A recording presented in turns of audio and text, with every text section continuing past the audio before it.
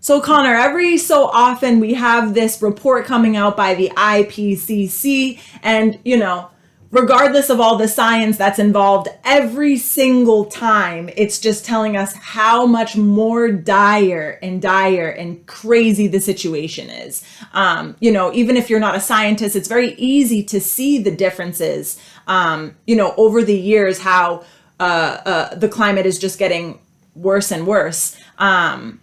And the report itself is linking global warming to activities of humanity, which we have, known for a while and we've talked about often, even though there are people who still deny that this is the case, especially here in the US. But, us as socialists, we not only talk about how it's human activity, we talk about how specifically our economic system is to blame for this climate crisis. Can you expand on this a little bit?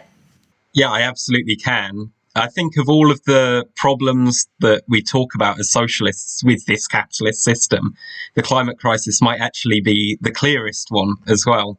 As you say, human activity is, in a sense, a driver of climate change, or the driver of climate change. This is certainly not a natural process that we're going through right now. But just to describe it as a human problem in general really kind of masks the fact that the vast majority of us have no real hand in this crisis. In fact, for the most part, we're the victims of it. But capitalism, this system that we have, the main driving force of it is this search for more and more profit. And I think the last few years especially show that in practice that is really incompatible with a sustainable existence on this planet. We know, for instance, that the vast majority of greenhouse gas emissions come from only a small number of companies, with about 100 corporations since between the space of 1988 and 2015 producing 71% of CO2 emissions. And that's fundamentally because their biggest concerns with producing ever greater profits rather than whatever effects that might happen on the planet as a result of that. These are kind of seen as an externality, something else for some other people to deal with. And that includes, the CO2 emissions that we talked about, but it also leads to other things. There's this enormous inefficiency that we see with this system as well. Capitalism generates problems like planned obsolescence, where products are produced with the intention of just breaking in a few years, getting thrown away, getting replaced, rather than being built to last. But of course, companies wouldn't make as much profit if they only had to sell you something once. Food as well, it's massively overproduced. About a third of the food that we produce goes to waste. You see loads of footage of food that's left to rot so that the cost of food stays high, even while hundreds of millions of people go hungry every year, and even more so during the pandemic. And even that which is sold, it's produced in a totally unsustainable way. The food that we get to our plates has often travelled across several continents before it's reached us.